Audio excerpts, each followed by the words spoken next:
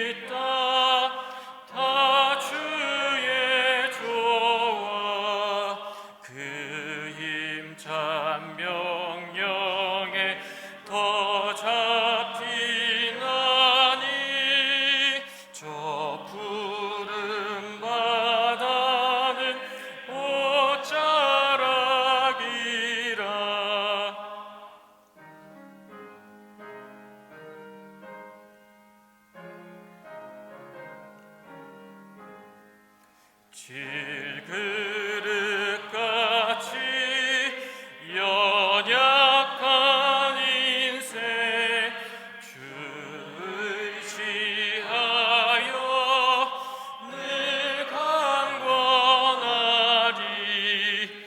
온 백성 지으신 만왕이 신이 그 자비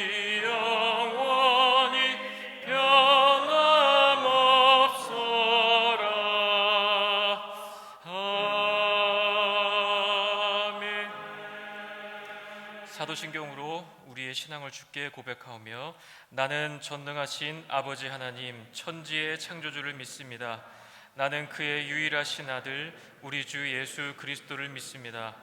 그는 성령으로 잉태되어 동정녀 마리아에게서 나시고 본디오 빌라도에게 고난을 받아 십자가에 못 박혀 죽으시고 장사된 지 사흘 만에 죽은 자 가운데서 다시 살아나셨으며 하늘에 오르시어 전능하신 아버지 하나님 우편에 앉아 계시다가 거리로부터 살아있는 자와 죽은 자를 심판하러 오십니다. 성령을 믿으며 거룩한 공교회와 성도의 교제와 죄를 용서받는 것과 몸의 부활과 영생을 믿습니다. 아멘.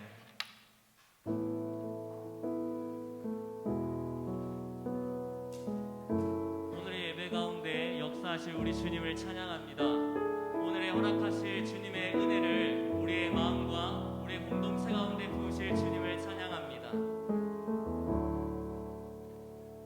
빈들의 마른 풀같이 시리는 마음으로 주님이 약속한 성령 간절히 기다리네. 가물어 메마른 땅에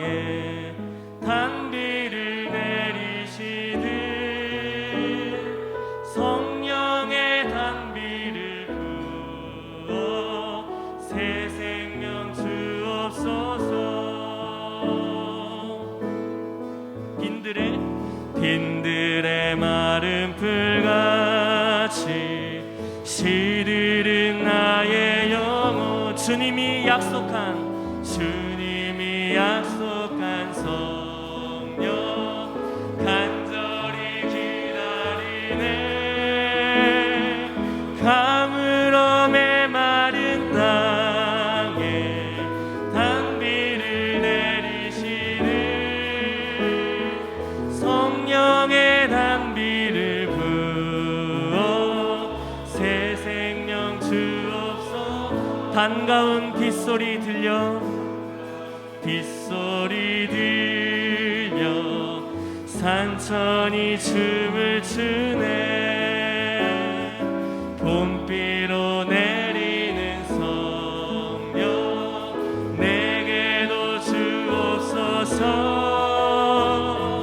가물어 메마른 땅에 단비를 내리시는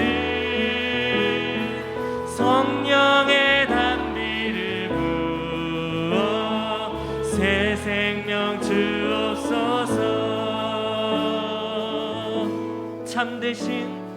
참되신 사랑의 언약 어길 수 있사오랴. 오늘의 흡족한 은혜 주실 줄 믿습니다. 가물어 메마른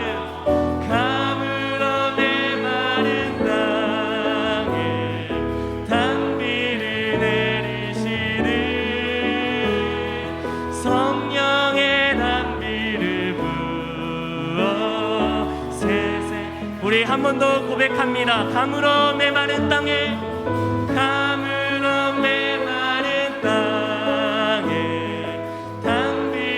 내리시는 성령의 단비를 부어 새 생명 주옵소서.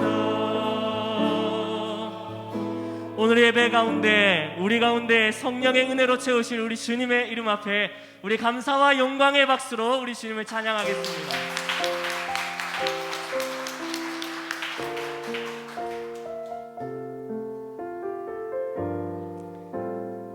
우리의 중심을 다하여서 함께 고백합니다. 나는 하나님을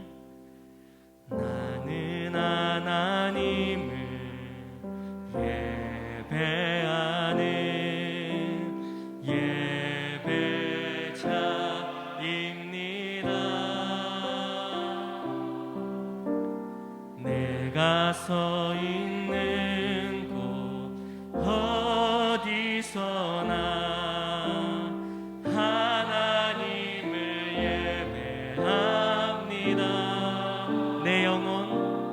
내 영혼 거룩한 은혜를 향하여 내 마음 완전한 하나님 향하여 이곳에서 바로 이 시간 하나님을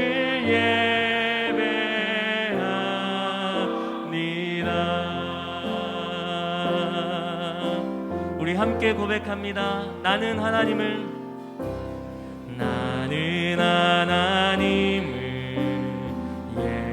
예배하는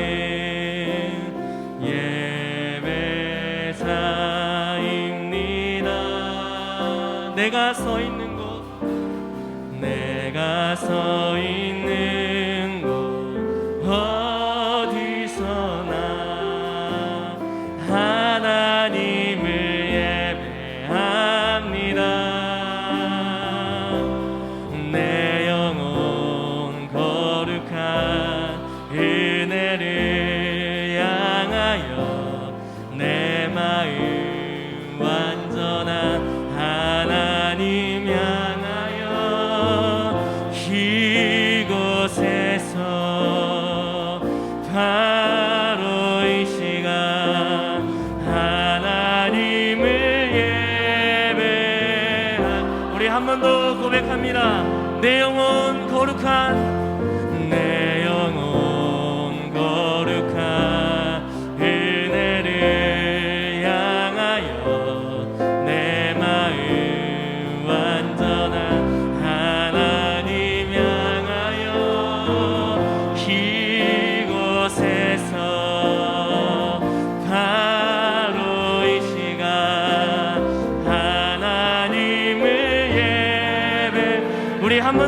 고백합시다. 내 영혼 거룩한 은혜를 향하여, 내 영혼 거룩한 은혜를 향하여, 내 마음 완전한 하나님 향하여, 이곳에서 바로 이 시간 하나님을 예배. 우리 더 높은 소리로 고백합니다. 내 영혼 거룩한, 내 영혼 거룩한 은혜를 향하여, 내 마음 완전한 하나님 향하여, 이곳에서 바로 이 시간 하나님을 우리를 구원하신 주님을 찬양합니다. 구원하심이 보좌에 앉으신, 구원하심이 보좌에 앉으신 우리 하나님과 어린 양께 있도다. 구원하심이 보좌에 앉으신 우리 하나님과 어린 양께. 한 번 더. 구원하심이 보좌에 앉으신, 구원하심이 보좌에 앉으신 우리 하나님과 어린 양께 있도다. 구원하심이 보좌에 앉으신 우리 하나님과 어린 양께. 우리 다 같이 합심해서 기도하겠습니다. 주님, 오늘의 예배를 받아주시옵소서. 구원받기에 합당하신, 구원의 능력을 베풀게 합당하신 우리 주님, 오직 능력의 주님께만 우리의 찬양과 영광을 드립니다. 오늘의 예배 가운데 영광받기에 합당하신 그 주님께 우리의 마음을 다하여서, 중심을 다하여서 주님께 예배하는 시간이 되게 해주십시오. 하나님 아버지, 우리에게 긍휼과 은혜를 베푸실 때에 온전히 주님께만 예배하는 이 시간이 되게 해주시옵소서. 우리 함께 기도하도록 하겠습니다. 오 하나님 아버지, 주님을 찬양합니다. 하나님 아버지, 역사하신 우리 주님을 찬양합니다. 하나님 능력의 근원 되신 주님, 하나님 아버지 구원의 은혜를 베푸실 주님을 찬양합니다. 하나님 아버지, 이 시간 우리의 예배를 받아주시옵소서. 하나님 아버지, 우리의 예배를 받아주시옵소서. 중심을 다한 고백 속에서 하나님 아버지 주의 은혜를 더하여 주시고, 하나님 아버지 전심으로 드려지는 이 예배 앞에 하나님 아버지 주님의 긍휼을 더하여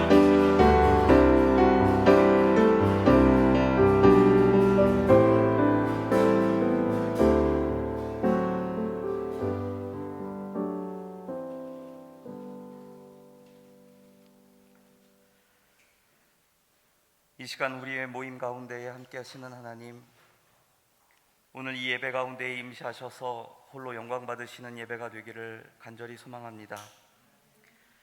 이 예배 안에 우리에게 주시는 하나님의 긍휼을 기대하며, 하나님의 사랑을 기대하고, 당신의 위로를 기대하는 그 예배로 이 시간 나아갑니다. 이 시간 우리 각자의 인생에 처한 상황대로 우리에게 필요한 것을 허락하여 주시고, 새로운 은혜를 허락하여 주시옵소서. 먼저 우리의 약함을 인해 회개하기 원합니다. 늘 넘어지고 불평하며 어떠한 것에도 감사하지 않는 저희를 이 시간 용서하여 주시옵소서. 하나님을 아버지라 고백하면서도 세상의 힘을 따르고 세상의 원칙들만이 나를 움직였던 날들을 살았습니다. 늘 세상과 타협했으며 잘못된 나를 내가 가장 먼저 용서하는 어리석음도 많았습니다. 좀 더 하나님께서 우리의 삶에 원하시는 바를 알고 반응하는 지혜와 믿음을 허락하여 주시옵소서. 세상은 아직 어지럽고 우리의 삶을 흩으며 하나님과 멀게 하려 하고 있습니다. 하나님, 이럴수록 하나님을 향한 우리의 마음을 단단히 하고 말씀 앞에 우리의 무릎을 꿇게 하며 감사할 수 없는 상황에서라도 감사하는 그런 우리가 될 수 있도록 도와주시옵소서.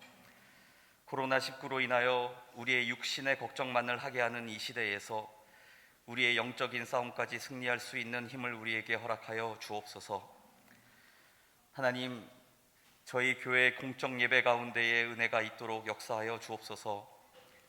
우리의 마음이 주의 이름으로 뜨거워지며 그 사랑이 우리로 하여금 손들고 찬양하게 하며 하나님께서 부으시는 은혜를 체험하는 예배가 되게 하여 주옵소서. 우리를 부르신 이유가 예배함에 있음을 기억하고 이 시대에 하나님께서 찾으시는 예배자들이 드리는 예배, 이 시대에 하나님이 찾으시는 교회가 되게 하여 주시옵소서. 이런 귀한 예배를 통해 각자가 가지고 나온 모든 문제들이 해결되는 치료의 역사를 경험하는 예배 되게 하여 주시옵소서. 바캉스 기간 동안 우리가 어디에 있든지 우리를 지키시고 예배에 승리하는 삶이 되도록 인도하여 주시옵소서. 이 시간 하나님의 귀한 말씀을 듣기를 원합니다. 순종의 마음을 주시고 말씀을 깨닫는 은사를 우리 각자에게 허락하셔서 하나님의 말씀에 믿음으로 반응하며 하나님의 살아계심을 우리 각자의 삶의 현장에서 드러내는 복된 성도들이 되게 하여 주옵소서. 말씀 전하시는 김승천 목사님께 큰 은혜를 허락하시고 그의 아주 작은 필요함까지 채우시는 하나님의 은혜가 항상 있게 하시며 하나님의 관심이 있는 곳에 늘 서 있는 주의 종이 되게 인도하여 주시옵소서. 하나님, 우리가 제물을 드리매, 우리의 시간을 드리매, 예배를 드리매, 우리의 삶을 드리매 인색한 하나님의 자녀가 되지 않도록 인도하여 주시옵소서. 오직 우리의 중심을 드리는 예배, 영혼의 떨림이 있는 예배, 삶의 고백이 있는 예배 되게 하여 주옵소서. 늘 넘어지는 나를 한결같이 일으켜 세워주시는 가장 귀하신 예수 그리스도의 이름으로 기도했습니다. 아멘.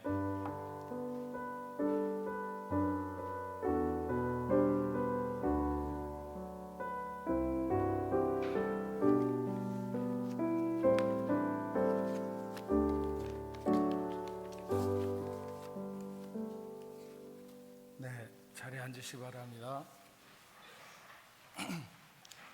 다음 주부터는 우리 함께 통성 기도하고 그리고 대표자가 기도하면 바로 자리에 앉으셔서 같이 기도하시면 좋겠습니다. 우리 복내부교회 오늘 예배에 나오신 여러분들을 환영합니다. 우리 옆에 있는 분들하고 잘 오셨습니다. 앉은 채로 그냥 옆에 인사하겠습니다. 잘 오셨습니다. 네. 네. 다시 한번 정말 잘 오셨습니다. 이렇게.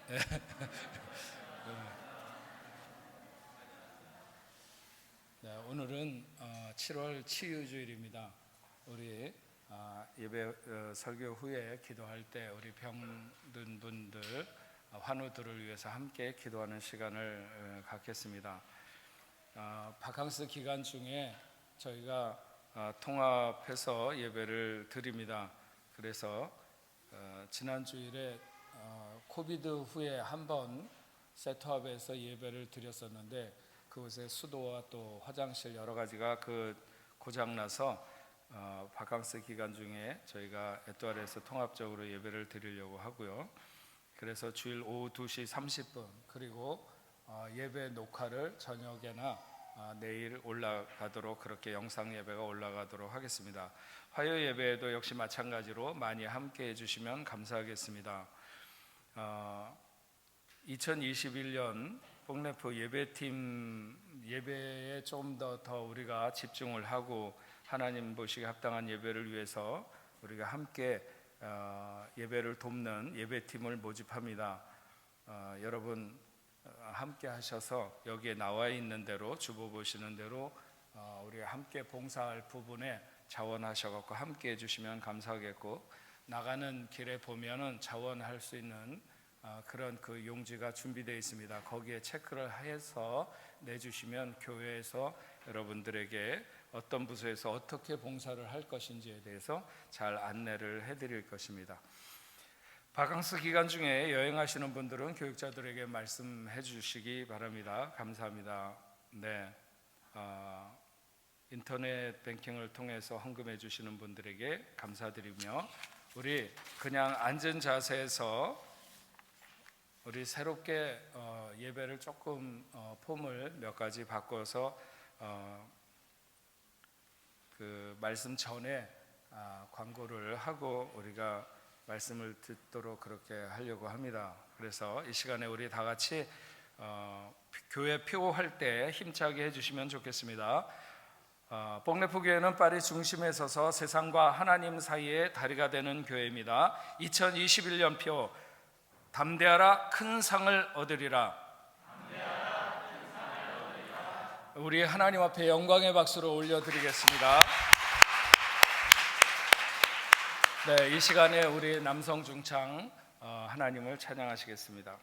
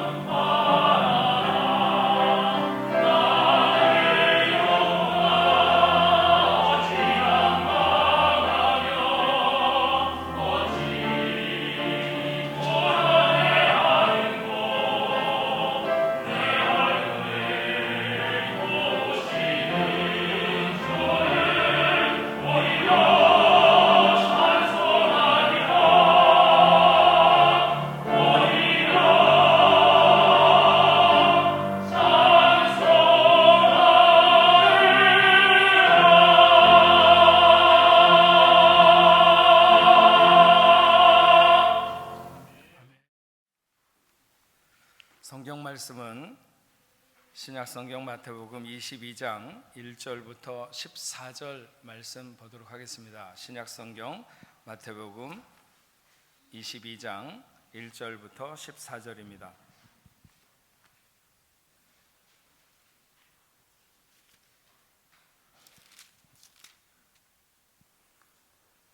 예수께서 다시 비유로 대답하여 이르시되 천국은 마치 자기 아들을 위하여 혼인잔치를 베푼 어떤 임금과 같으니 그 종들을 보내어 그 청한 사람들을 혼인잔치에 오라 하였더니 오기를 싫어하거늘 다시 다른 종들을 보내며 이르되 청한 사람들에게 이르기를 내가 오찬을 준비하되 나의 소와 살진 짐승을 잡고 모든 것을 갖추었으니 혼인잔치에 오소서 하라 하였더니 그들이 돌아보지도 않고 한 사람은 자기 밭으로 한 사람은 자기 사업하러 가고 그 남은 자들은 종들을 잡아 모욕하고 죽이니 임금이 노하여 군대를 보내어 그 살인한 자들을 진멸하고 그 동네를 불사르고 이에 종들에게 이르되 혼인잔치는 준비되었으나 청한 사람들은 합당하지 아니하니 내 거리 길에 가서 사람을 만나는 대로 혼인잔치에 청하여 오라 한대 종들이 길에 나가 악한 자나 선한 자나 만나는 대로 모두 데려오니 혼인잔치에 손님들이 가득한지라 임금이 손님들을 보러 들어올새 거기서 예복을 입지 않은 한 사람을 보고 이르되 친구여 어찌하여 예복을 입지 않고 여기 들어왔느냐 하니 그가 아무 말도 못하거늘 임금이 사원들에게 말하되 그 손발을 묶어 바깥 어두운 데에 내던지라 거기서 슬피 울며 이를 갈게 되리라 하니라 청함을 받은 자는 많되 택함을 입은 자는 적으니라. 아멘. 네, 오늘 본문 말씀을 보면 1절에 시작이 예수께서 다시 비유로 대답하여 이르시되 이렇게 시작합니다. 왜 예수님께서는 비유로 말씀하시는가? 어떤 사람들은 알아듣지 못하도록 하기 위해서 어떤 사람들은 더 선명하게 알도록 하기 위해서 비유로 말씀하시는 것이죠. 그러니까 허락되지 않은 사람들에게는 비유를 들으면 더 못 알아듣고 허락된 사람들에게는 더 잘 이해되는 것이 비유입니다. 2절 말씀을 보면 천국은 마치 무엇과 같다고 이렇게 하면서 비유를 말씀하시기 시작하는데 앞에 21장 마태복음 21장에서 천국에 대한 두 아들의 비유를 먼저 말합니다. 어떤 아버지가 두 아들이 있어서 맏아들에게 오늘 포도원에 들어가서 일을 해라 그랬더니 알겠습니다 이렇게 대답을 하고는 들어가지 않았고 둘째에게 오늘 포도원에 들어가서 일을 해라 그랬더니 싫습니다 이렇게 얘기를 했는데 나중에 후회를 하고 들어가서 일을 했다면 누가 아버지의 뜻대로 한 것이겠느냐 이런 말씀을 하셨고요. 또 하나는 악한 농부의 비유로 어떤 포도원 주인이 포도원을 어떤 농부들에게 세를 놓고 타국에 갔다가 열매를 거둘 쯤에 대해서 세를 받기 위해서 자기 종들을 보냈더니 이 농부들이 종들을 잡아서 하나는 심히 때리고 하나는 돌로 쳐서 보냈기에 다른 더 많은 종들을 보냈다고 하는 것입니다. 그랬더니 그 종들에게도 마찬가지로 그렇게 했다는 것이죠. 그래서 그 주인이 자기 아들을 보내면서 내 아들을 보내면 그들이 존대할 것이다 하고 했는데 그들이 서로 자기들끼리 이 아들은 상속자이니까 우리가 죽이고 그의 유산을 차지하자 하면서 정말 그 아들을 포도원 밖으로 끌어내어서 죽였다고 하는 것입니다. 과연 그 포도원 주인이 돌아올 때 그 농부들을 어떻게 할 것 같으냐 하는 말씀을 했고 오늘 말씀은 세 번째 비유로 천국은 마치 자기 아들을 위하여 혼인잔치를 베푼 어떤 임금과 같다 이렇게 말씀하십니다. 천국은 어떤 임금과 같다. 어떤 임금이냐 하면 자기 아들을 위해서 혼인잔치를 베푼 임금과 같은데 그 아들은 나라를 상속할 아들이기 때문에 자기의 전부인 것이죠. 우리는 이 천국은 마치 이 임금과 같다는 말을 놓치지 말고 계속 생각하면서 오늘 말씀을 들어야 합니다.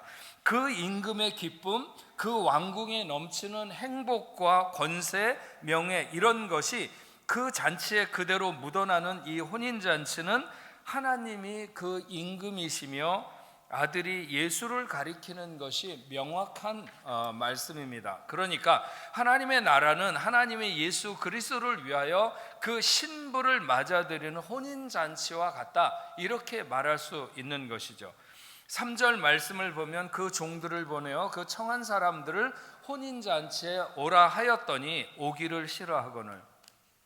보통 성경에서 말하는 이 혼인잔치의 초청이 어떻게 이루어지는가 하면 결혼 날짜를 일단 잡으면 사람들에게 이렇게 일단 초청을 하면서 알려줍니다. 언제 결혼 예식이 어느 날에 있을 것이다. 다만 그 시각을 알려주지 않고 당일에 준비가 마쳐지는 대로 종들을 다시 보내서 손님들을 인도해 가지고 오도록 이렇게 되어 있습니다. 오늘 말씀에 그 청한 사람들을 이미 청해 놓았던 사람들이죠. 그 사람들을 오라 하였더니 오기 싫다고 했습니다. 그러니까 처음부터 언제 혼인잔치가 있다고 전달했을 때 그때 나는 못 갑니다, 나는 이런저런 이유가 있어서 못 간다고 거절의 의사를 밝혔다기보다는 그냥 가만히 있다가 막상 잔치가 시작되어야 되는 시간에 종들이 데리러 가니까 거기 가기 싫다는 것입니다.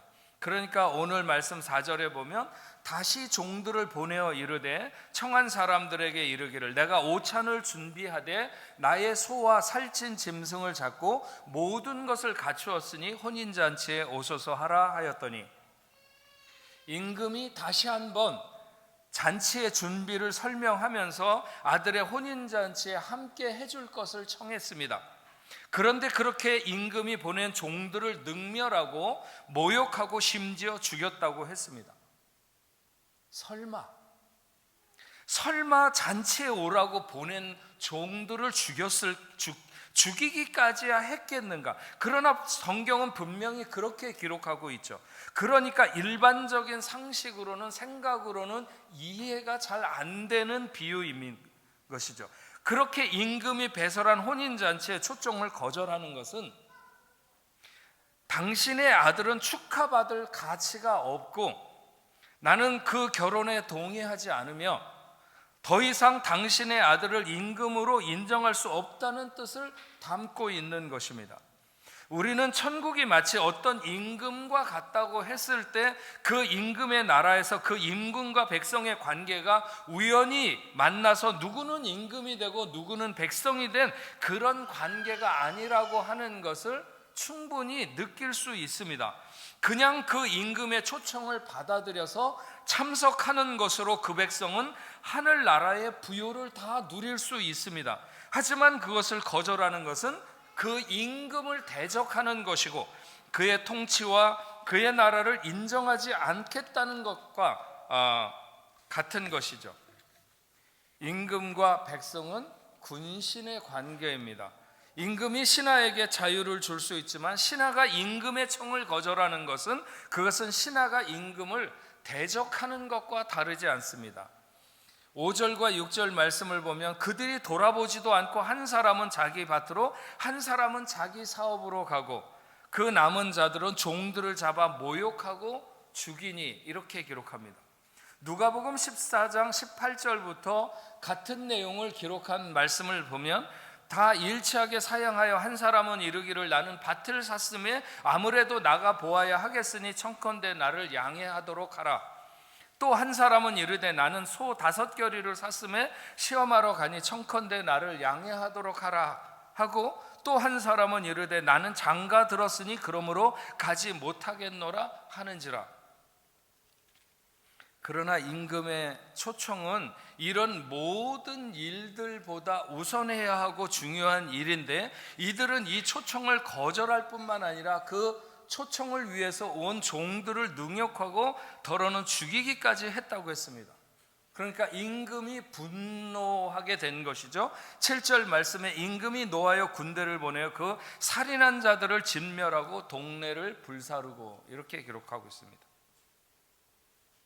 예전에 불렀던 찬양 중에서 죄송해요라고 하는 찬양이 있습니다. 죄송해요, 죄송해요, 정말 잔치에 갈 수 없어. 장가 가야 하고 소도 사야 하고 농가 밭에 나가서 할 일은 많아. 내 어이하리 죄송해요.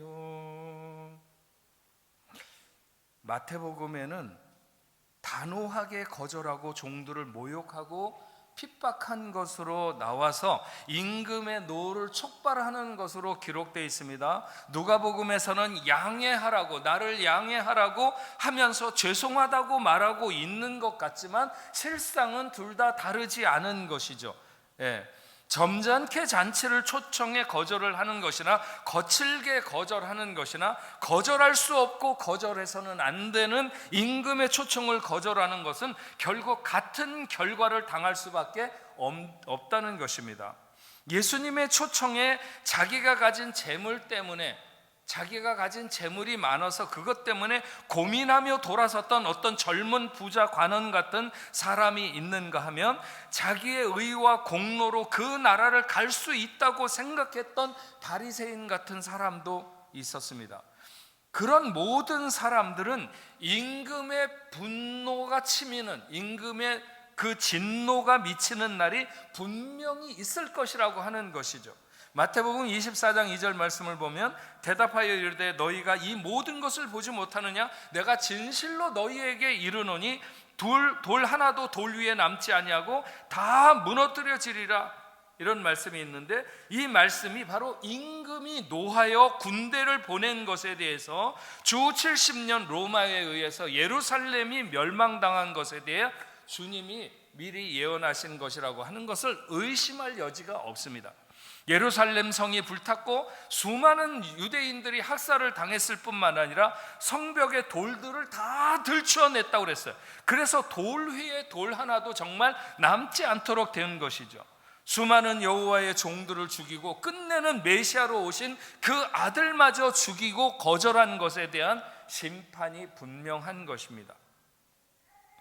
그렇다고 해서 임금은 아들의 혼인잔치를 망칠 수는 없습니다. 임금은 종들에게 이르게 됩니다. 8절과 9절 말씀을 보면 이에 종들에게 이르되 혼인잔치는 준비되었으나 청한 사람들은 합당하지 아니하니 네거리 길에 나가서 사람을 만나는 대로 혼인잔치에 청하여 오라 한대.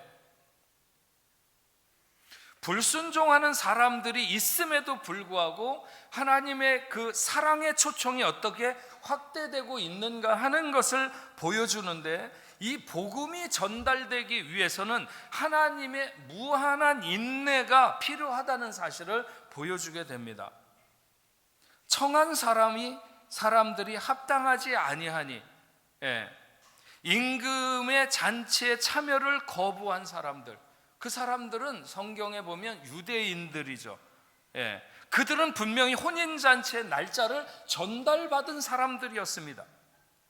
그러나 그 사람들이 합당치 않은 행동을 하면서 나섰죠. 별 시답지 않은 이유를 내면서 거절할 수 없는 초청을 거절하고 있는 것입니다. 장가 가야 하고 소도 사야 하고 논과 밭에 나가서 일을 해야 된다는 것, 그것이 시답지 않은 일이라는 것이 아니라 자기들이 우선 반응해야 되는 일이 있는데 그렇지 못한 것이죠.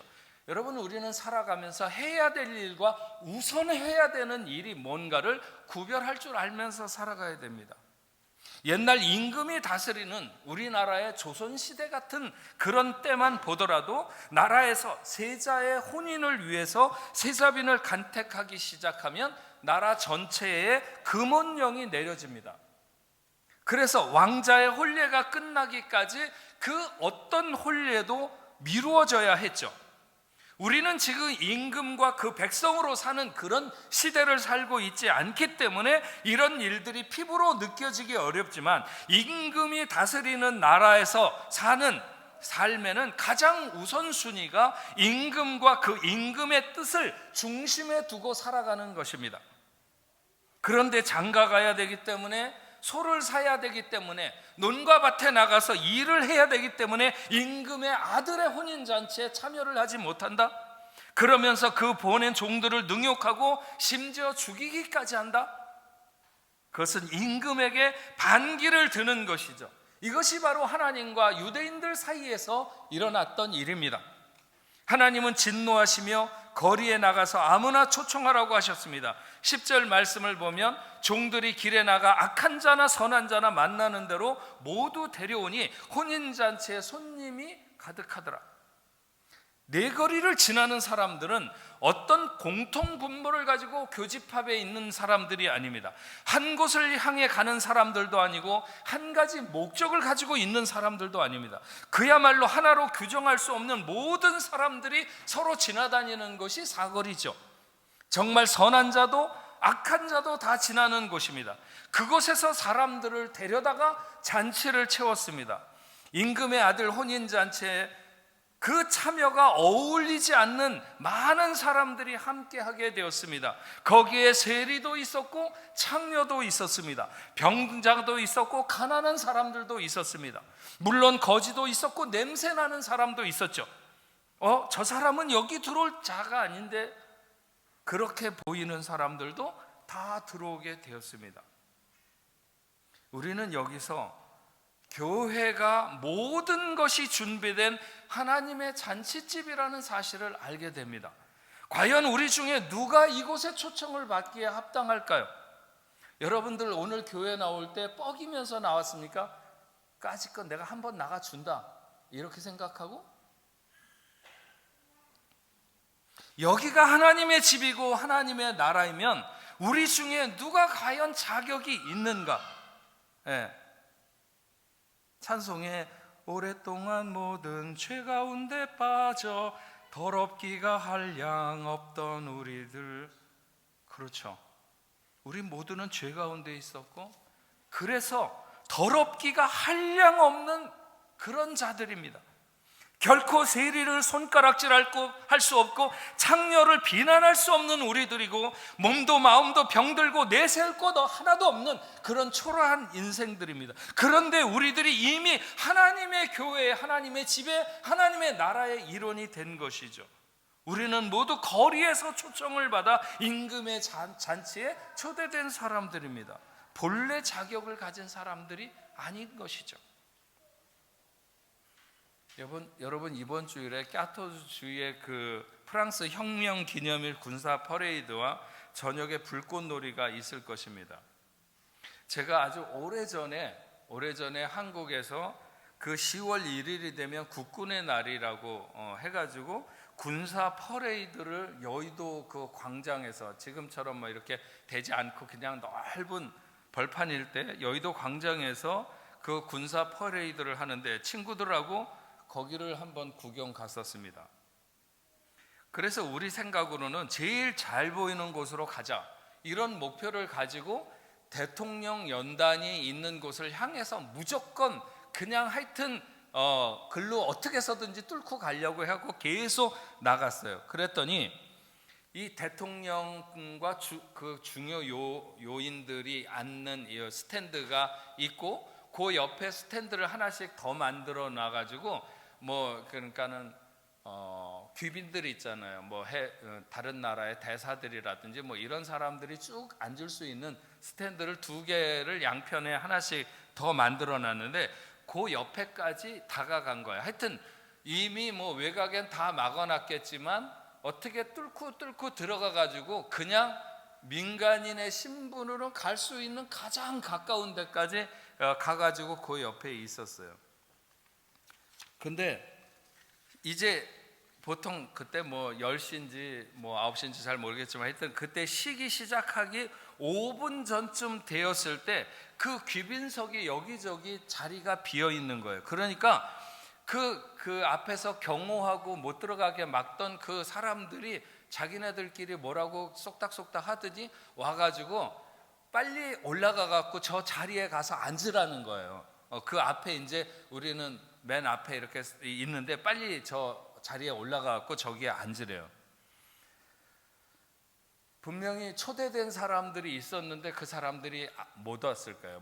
왜 못 왔는지는 모르지만, 근데 그냥 비워둔 채로 하게 되면 뭔가 일을 잘 못하는 것처럼 보일 테니까 거기 옆에 그냥 있는 사람들에게 빨리 올라가서 저 자리에 앉아라. 그래서 우리는 얼른 올라가가지고 그 자리에 앉았어요. 빈자리에.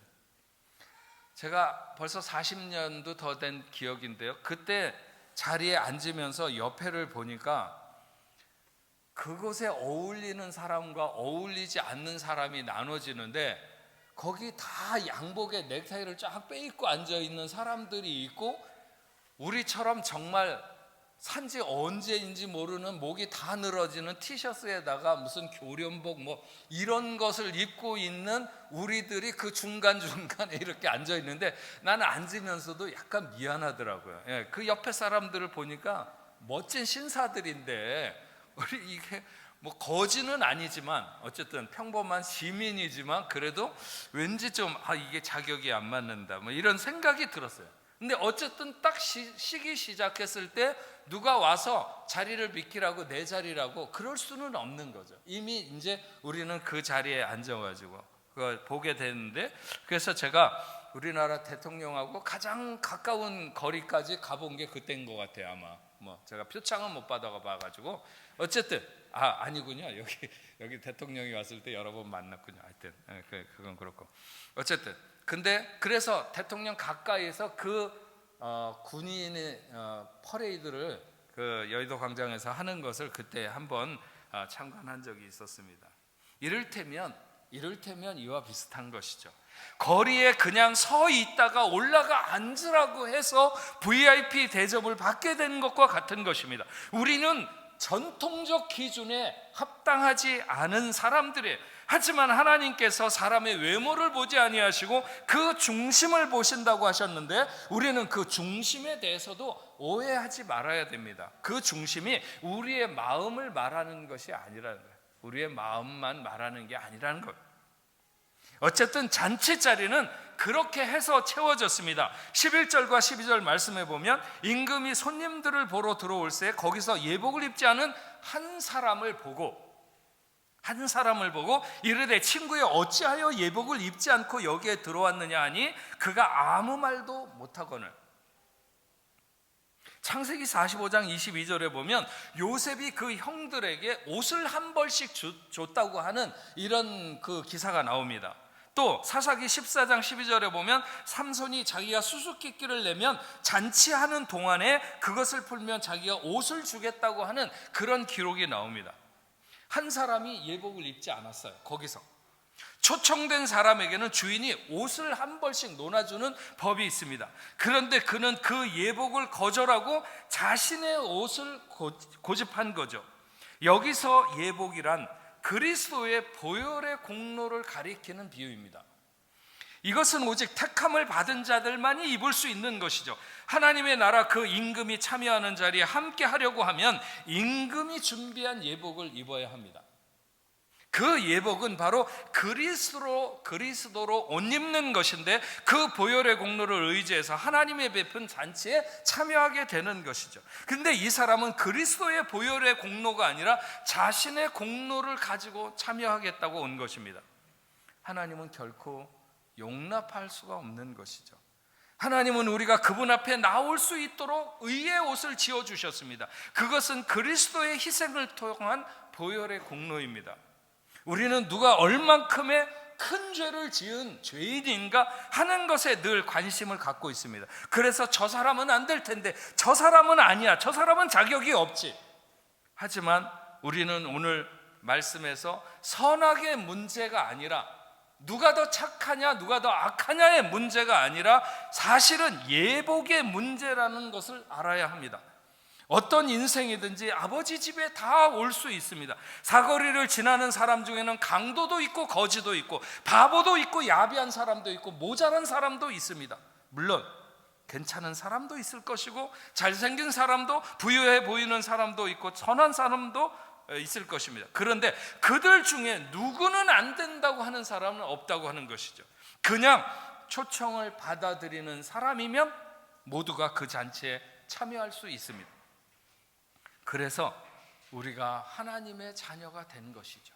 그래서 하나님의 자녀가 된 것입니다. 하나님이 어떤 기준을 두었으면 그것이 무엇이 되었든지 간에 그것을 통해서 우리가 하나님의 자녀가 될 수는 없을 것입니다. 너무나도 부끄럽고 너무나도 모자르고 너무나도 초라하고 너무나도 비참해서 나도 나를 용납하고 싶지 않을 만큼 그런 인생이죠. 우리는 그렇게 사거리를 지나고 있었고 우리는 그런 인생을 살고 있었습니다. 그런데 왕이 잔치를 배설해 놓았다고 참여하라는 소식을 듣고 우리가 참여하게 된 것이죠. 한마디로 길거리 캐스팅이 된 것입니다. 우리는 그렇게 하나님의 집에 들어오게 되었습니다. 그런데 임금이 어떤 사람에게 물었습니다. 친구여, 어찌하여 예복을 입지 않고 여기 들어왔느냐 하니 그가 아무 말도 못하거늘. 왜 아무 말도 못했을까요? 왜 아무 말도 못했을까요? 그가 얼마나 큰 죄인이든지 그가 얼마나 큰 악인이든지 아니 반대로 대단히 유명하거나 착한 사람이든지 상관하지 않는데 단 한 가지 그 자리에 있기 위해서는 예복을 입어야 된다는 것이죠. 그 예복은 어린 양의 피로 깨끗하게 된 성결과 거룩의 옷이고 오직 그리스도로 주어진 구원의 옷입니다. 말을 못한 사람은 다른 기준을 가지고 있었어요. 꼭 어린 양의 피여야만 하는 것은 아니지 않는가? 송아지 피는 안 되나? 나는 호랑이 피를 준비했는데 꼭 그리스도의 보혈의 공로여야 하는가? 나는 내 피를 흘리고 내 공로로 나왔는데. 하지만 임금이 왜 예복이 없느냐 할 때 그는 아무 말도 할 수가 없었습니다. 그 순간 그 어떤 핑계도 핑계가 되지 않는 것을 알고 있었기 때문이죠. 그래서 결국은 그 자신이 그런 입장이 하나님께 통과되지 않으리라고 하는 것을 알고 있었던 것입니다. 알고 있으면서도 예복을 준비하지 않고 예복을 거절했던 것이죠. 그 그리스도의 보혈을 구하기 위해서 하나님이 우리에게 너는 에베레스트 산을 올라갔다 내려와야 된다거나 아니면 실크로드를 걸어서 횡단해야 된다고 말한 것이 아닙니다. 감당하기 어려울 만큼 많은 돈을 헌금해야 된다고 말한 것도 아니고 쉼없이 자신을 희생해야 된다고 하는 것도 아닙니다. 그냥 복음의 소식을 받아들이고 믿기만 하면 그 그리스도의 보혈이 우리에게 흘러들어서 의지하면 우리는 예복을 입게 되는데 그것을 거절한 것이죠. 13절과 14절에 임금이 사환에게 말하되 그 손발을 묶어 바깥 어두운 데에 내던지라. 거기서 슬피 울며 이를 갈게 되리라 하니라. 청함을 받은 사람은 많되 택함을 입은 사람이 적으니라. 우리의 기준은 기껏해야 선악의 문제에 머뭅니다. 얼마나 착한가, 얼마나 악한가. 그러나 그게 아닙니다. 내가 얼마나 보잘것없는지는 전혀 상관없습니다. 세상에 아무도 주목하지 않아도 우리는 얼마든지 임금이 자기 아들을 위해 베푼 잔치에 참여할 수 있습니다. 왜냐하면 그분의 부르심에 응답해서 우리가 그곳에 나간 것이니까. 예복도 우리가 준비하는 것이 아닙니다. 하나님이 그 아들을 통해서 친히 준비해 주셨습니다. 우리는 그 옷을 입기만 하면 되는 것이죠. 그 그리스도로 옷 입기를 거절하지 않는다면 우리는 손발이 묶여서 바깥 어두운데 던져지는 일은 없을 것입니다. 그래서 우리는 은혜로 사는 인생이죠. 여러분, 예수는 나의 예복이십니다. 예수만이 나의 구원이시라고 고백하는 우리는 그 임금의 잔치에 참여하게 될 것입니다. 더 놀라운 사실은 우리를 그리스도의 신부로 부르셨다는 사실입니다. 그리스도의 신부로 부르셨어요. 과연 하나님이 우리에게 전해준 복음이 아니라면 어떻게 이런 일이 있을 수 있는가 하는 것이죠. 그래서 여러분, 내 문제가 아닙니다. 내 자격의 문제가 아니에요. 예복의 문제죠. 그 예복을 입었느냐의 문제입니다. 예복을 입으면 그분의 잔치에 참여하고 그분의 신부로 설 수 있는 것입니다. 그래서 그리스도로 옷 입는 자, 그 이상은 아무것도 없는 것입니다. 나의 하나님, 나의 하나님, 구원의 뿌리시오 나의 산성이라. 나의 하나님, 나의 하나님, 생명의 멸류관으로 내게 씌우소서. 나의 힘이 되신 여호와여, 내가 주를 찬양합니다. 나의 생명이신 여호와여, 내가 하나님을 찬양합니다. 이 시간 우리 같이 찬양하시겠습니다. 나의 힘이 되신 여호와여, 내가 주님을 사랑합니다. 내가 주님을 사랑합니다. 주는 나의 반석이시며 주는 나의 반석이시며 나의 요새시라.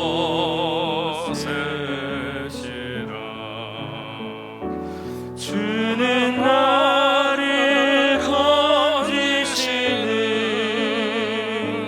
나의 주, 나의 하나님, 나의 피할 바위시오, 나의 피할 바위시요 나의 방패시라.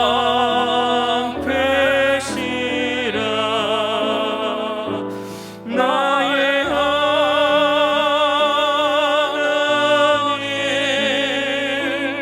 나의 하나님, 구원의 뿌리시요 나의 산성이라.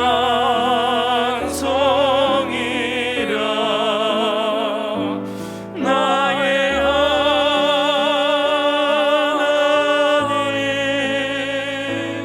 나의 하나님, 그는 나의 여호와, 나의 구세주. 2절 나의 생명이신 여호와여, 나의 생명이신 여호와여, 내가 주님을 찬양합니다. 주는 나의 사랑이시며 나의 의지시라. 주는 나를 이끄시오 주의 길 인도하시며 나의 생의 목자 되시니 내가 따르리. 우리 다 같이 자리에 일어서서 찬양하겠습니다. 나의 하나님,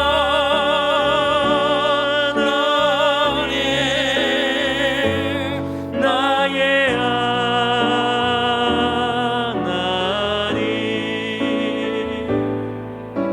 생명의 면류관으로 내게 세우소서.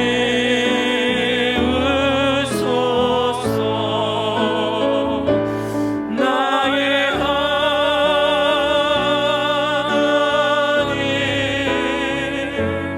나의 하나님, 그는 나의 여호와,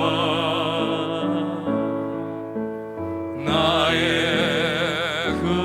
구세주.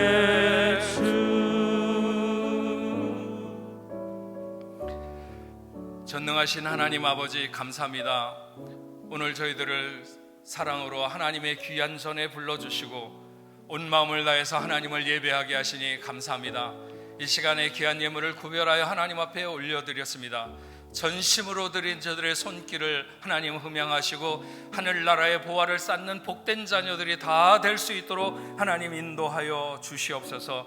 저들이 경영하는 사업과 가정과 직장 하는 모든 일들 위해 하나님 늘 복으로 채우심을 감사드립니다.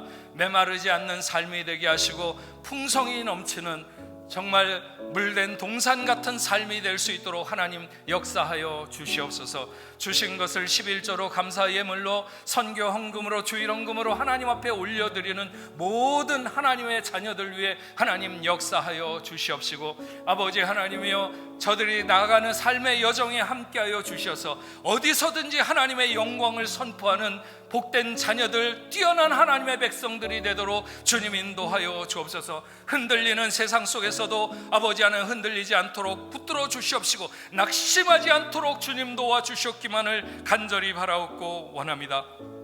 전능하신 아버지 하나님 구합니다. 당신의 사랑하는 자녀들, 아버지 하나님 저들의 삶을 복되게 하시되 아버지 안에 세상에 뛰어난 자가 되어 하나님의 영광을 구석구석에서 선포할 수 있도록 주님 도와 주옵소서. 특별히 아버지 하나님 저희들과 함께 협력하여 선교하는 모든 선교사들에게 은혜를 베풀어 주셔서 아버지 하나님 이 어려운 시간에도 아름답게 열매 맺는 귀한 역사가 있도록 주님 도와 주셨기만을 간절히 바라옵고 원합니다.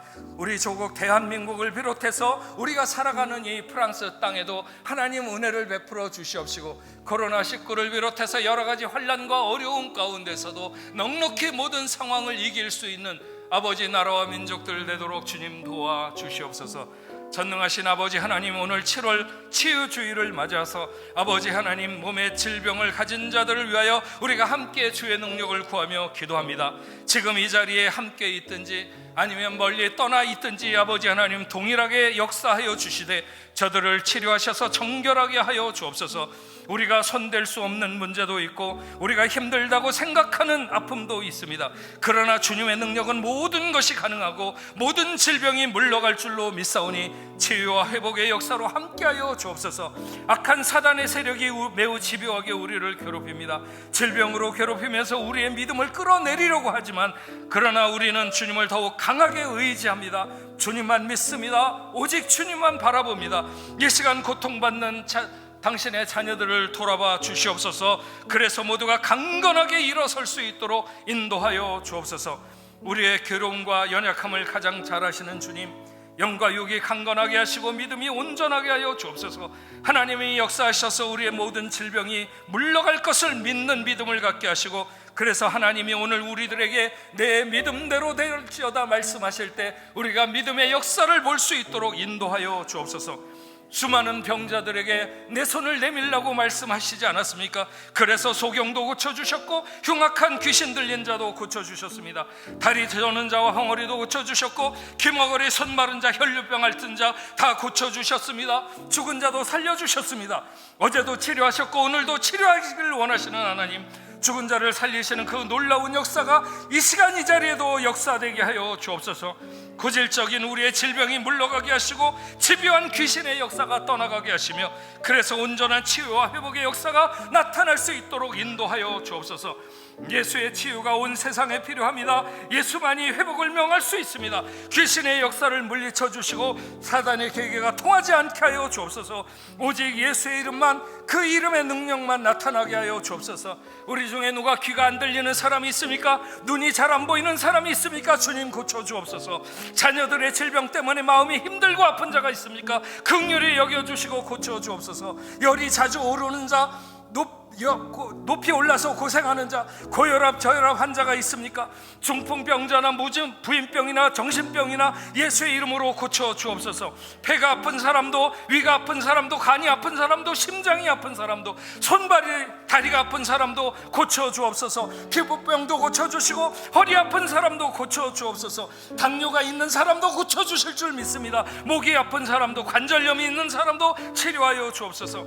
장애 문제가 있는 사람, 축농증이 있는 사람, 무좀이 있거나 치질이 있거나 더 심각하게 뇌의 질병이 있거나 소아마비가 있거나 암이 있거나 인생의 힘으로 고칠 수 없는 그 어떤 질병이 있어도 여호와 하나님 원하시면 깨끗게 하실 수 있는 줄로 믿사오니 이 시간 고쳐 주옵소서.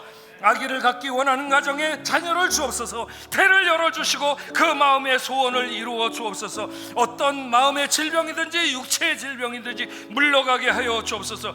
우리 아들 승리를 하나님 고쳐주시고 그 부모의 마음을 강하게 하여 주시옵시며 우리 김영영 권사님에게도 아픈 부분이 물러가게 하여 주시옵소서.